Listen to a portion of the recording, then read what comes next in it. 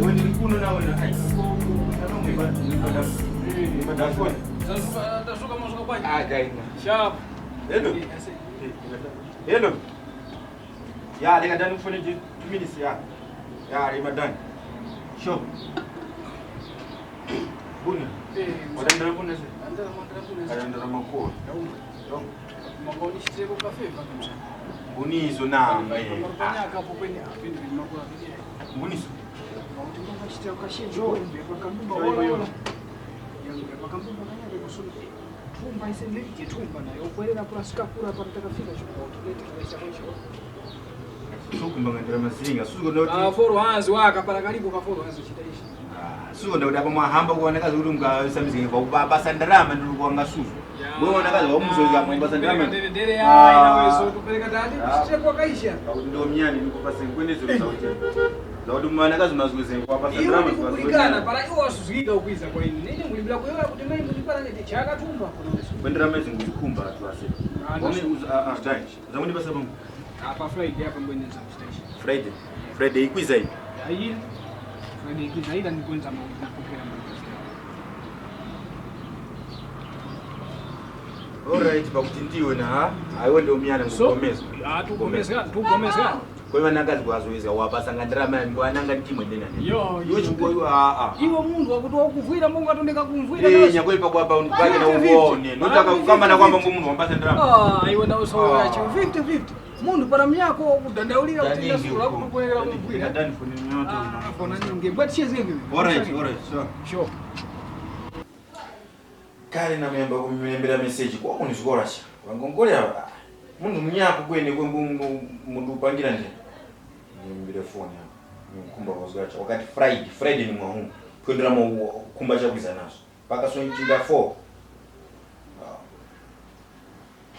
Ase. Wauka makona. Nauka makona.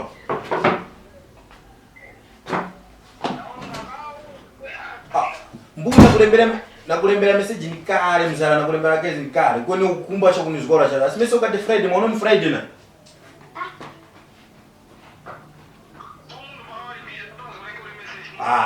Okay, mwedu mundu enya ubwa busy komu ukuyoya na tunindi busy dange ni kuseshi ni kuzigole ni kwewe ona kupanga kuna chichose cha.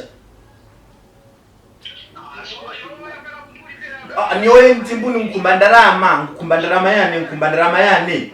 Mwauno ni Friday na kumbandarama yane. Nimo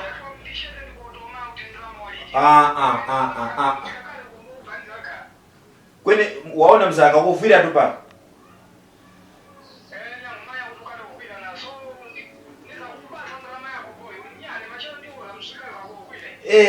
Kwene so nakumba kugwisira ntchito na yuga simiso kati Friday so olo paka pa mundu ulijenderamo kwene kuyota. Mazana dagiri kadava nsuzga pake nini one machero mundu kumanyisa kamnya kwewe mbwa kazi.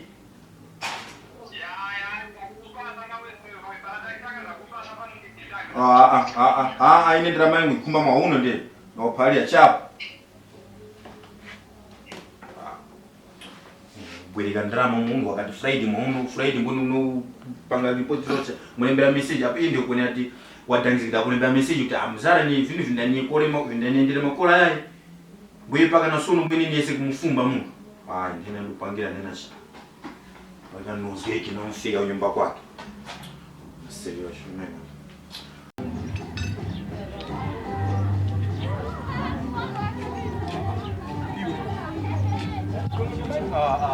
Namweza bado mundu kupangira ndena mbona ndisukushindira kutoka ndio kuni bila onina mungu ngati mkuu hapo na wali kianga bi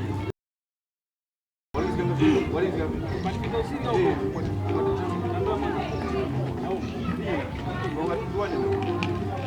hapa sitakuwa nikaenda kwa kusinga huko usinga nguni wafuma mchopo mwe mungu basi ndamani basi ndamani ndani yeko kuna drama asa kwani mbona mshika hapa haya fise kwa kupangira ndio hapo mungu bwereka vitu vanye kupeleka fise wolo ndege ise tikunjoya naye Zulu boy kumalavi komete vakumutemwa kuma YouTube kuti